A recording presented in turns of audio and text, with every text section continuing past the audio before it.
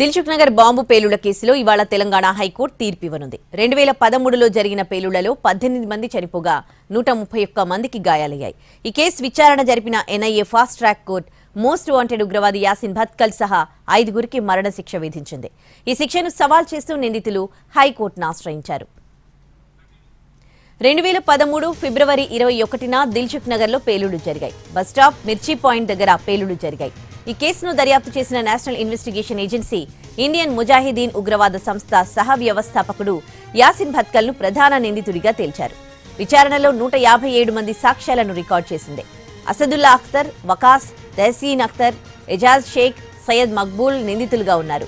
3 ఏళ్ల పాటు ఎన్ఐఏ ప్రత్యేక న్యాయస్థానంలో జరిగిన విచారణ అనంతరం నిందితులకు మరణశిక్ష పడింది. ఈ కేసుతో పాటు పలు ఉగ్రవ దాడుల్లో కీలకంగా వ్యవహరించిన యాసిన్ భత్కల్ ను 2013లో బీహార్, నేపాల్ సరిహద్దుల్లో పట్టుకోగలిగారు. ఢిల్లీ దిల్సుఖ్ నగర్ పేలుళ్ల కేసు సహా పలు కేసుల్లో దోషిగా తేలడంతో తీహార్ జైల్లో శిక్ష అనుభవిస్తున్నారు.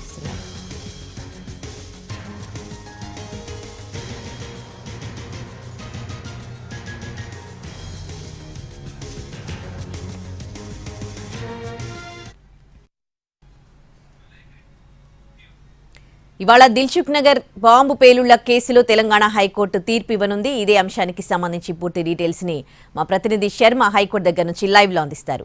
శర్మ, సరిగ్గా 12 ఏళ్ల క్రితం జరిగినటువంటి ఈ సంఘటన 2013లో హైదరాబాద్ దిల్సుఖ్ నగర్ లో జంట పేలుళ్లు తీవ్రమైనటువంటి భయానకమైనటువంటి వాతావరణాన్ని సృష్టించాయి.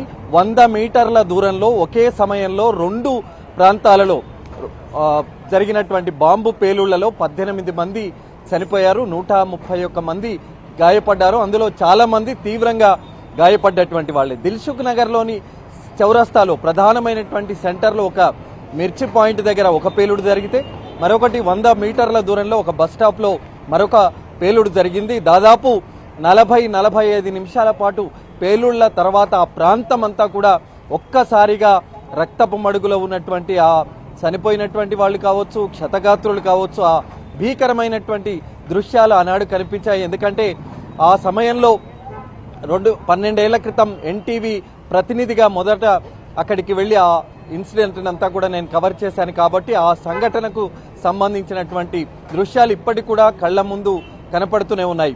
మరి దీనికి సంబంధించి ఈ బాంబు పేలుళ్ల తర్వాత పోలీసులు తీవ్రంగా దీనికి సంబంధించి విచారణ జరిపారు. ఇంటెలిజెన్స్ బ్యూరో దీనిపైన ఎక్కువ కాన్సన్ట్రేట్ చేసింది. చాలా సీరియస్ గా తీసుకున్న తర్వాత ఇందులో 6 మంది ఈ పేలుళ్లకు పాల్పడ్డారని నిర్ధారించారు. ఈ 6 మందిలో రియాజ్ భత్కల్ ప్రధానమైనటువంటి వ్యక్తి.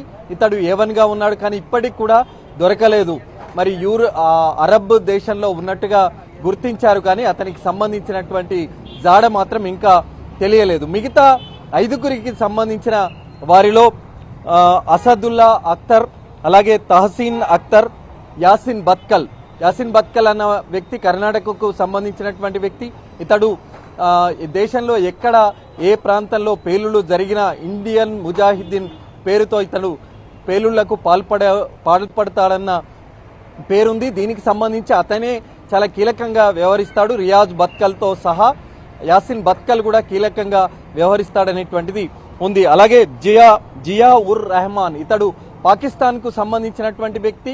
పాకిస్తాన్ టెర్రరిస్టుల జాబితాలో ఇతని పేరుంది. ఇతడు కూడా ఉగ్ర కార్యకలాపాల్లో ఇతని రోల్ కూడా చాలా కీలకంగా ఉంటుంది అనేటువంటిది వచ్చినటువంటి సమాచారం. ఇక మరో వ్యక్తి ఎజాజ్ షేక్.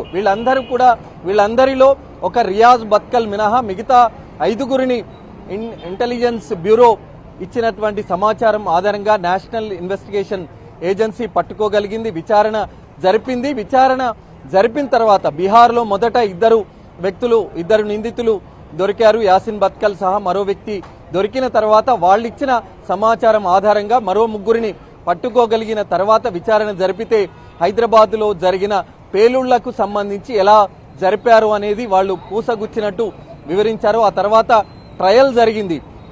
చెర్లపల్లి జైల్లోనే ప్రత్యేకంగా ఎన్ఐఏ ప్రత్యేక కోర్టు విచారణ జరిపింది. 2 సంవత్సరాల పాటు విచారణ జరిపింది. నేషనల్ ఇన్వెస్టిగేషన్ ఏజెన్సీ 4000 పేజీలతో కూడినటువంటి ఛార్జ్షీట్ కూడా దాఖలు చేసింది. జంట పేలుళ్లకు సంబంధించి వాళ్ళు ఏ విధంగా ముందు రిహార్సల్ చేశారు, ఏ రకమైనటువంటి బాంబులను అక్కడ ఉంచారు, వాళ్ళ టార్గెట్ ఏంటి, ఎక్కడ పెడితే పేలుళ్లు జరుగుతాయి అనేటువంటి దానికి సంబంధించి ఆ ఛార్జ్ షీట్లో ఎన్ఐఏ అన్ని వివరాలను అందులో పొందుపరిచిన తర్వాత 2 ఏళ్ల పాటు జరిగిన విచారణ తర్వాత ఎన్ఐఏ స్పెషల్ కోర్టు వీళ్ళ 5గురికి ఉరిశిక్ష విధిస్తూ నిర్ణయం వెల్లడించింది. ఉరిశిక్ష విధించిన నిర్ణయానికి సంబంధించి తీర్పు కాపీని కూడా హైకోర్టుకు సమర్పించారు. ఆ తర్వాత మళ్ళీ ఈ 5గురు ఉరిశిక్ష పడ్డటువంటి వీళ్ళందరూ కూడా 5గురు మళ్ళీ హైకోర్టును ఆశ్రయించారు. ఆ శిక్షను రద్దు చేయాలంటూ వాళ్ళు హైకోర్టును ఆశ్రయించారు. ఇక్కడ కూడా దాదాపు 2016లో ఆ ప్రత్యేక కోర్టు తీర్పిస్తే ఆ తర్వాత సంవత్సరం ఇక్కడికి వాళ్ళు హైకోర్టును ఆశ్రయించారు. ఇక్కడ కూడా సుమారు రెగ్యులర్గా 45 రోజుల పాటు, ఏడాది క్రితం వరకు కూడా 45 రోజులు రెగ్యులర్గా ఇక్కడ విచారణ జరిగింది. విచారణ సందర్భంలో వాళ్ళ రోలుకు సంబంధించి ఎన్ఐఏ చాలా క్లియర్గా అన్ని విషయాలు కోర్టు ముందు ఉంచింది. విచారణ తర్వాత రిజర్వ్ చేసింది. ఇవాళ దీనికి సంబంధించినటువంటి నిర్ణయాన్ని వెల్లడించబోతోంది. మరి ఎన్ఐఏ కోర్టు తీర్పును సమర్థిస్తుందా, మరి హైకోర్టు ఏ రకమైనటువంటి నిర్ణయం వెల్లడిస్తుంది అనేటువంటిది కాసేపట్లో తేలబోతుంది. కాబట్టి చాలా ఉత్కంఠ రేపేటువంటి అంశం. ఎందుకంటే దిల్సుఖ్ నగర్ జంట పేలుళ్లు నిజంగా దేశంలోనే తీవ్రమైనటువంటి సంచలనం రేకెత్తించింది. అప్పుడు ప్రధానిగా ఉన్నటువంటి మన్మోహన్ సింగ్ కూడా ఈ భయానకమైనటువంటి ఇన్సిడెంట్ను తెలుసుకొని వెంటనే ఆయన స్పాట్ కూడా వచ్చి పరిశీలించారు ఆ ప్రాంతాన్ని. అలాగే చనిపోయిన కుటుంబాలను కూడా పరామర్శించారు, క్షతగాత్రులను ఆసుపత్రికి వెళ్లి పరామర్శించారు. దీనికి సంబంధించి సీరియస్గా తీసుకోవాలని అప్పుడే మన్మోహన్ సింగ్ స్పాట్లోనే అధికారులను ఆదేశించినటువంటి అంశం. కాబట్టి మరి దీనికి సంబంధించి హైకోర్టు నిర్ణయం ఎలా ఉంటుందనేటువంటిది కాసేపట్లో